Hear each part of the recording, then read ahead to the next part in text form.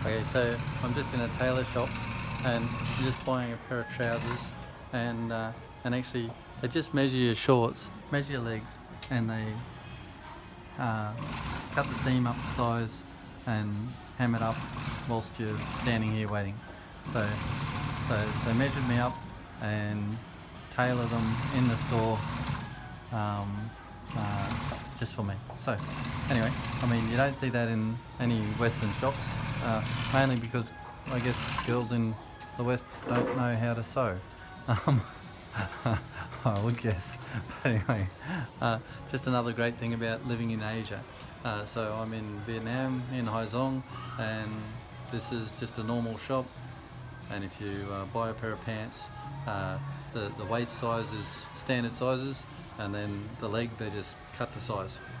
Anyway, like, comment, subscribe, share.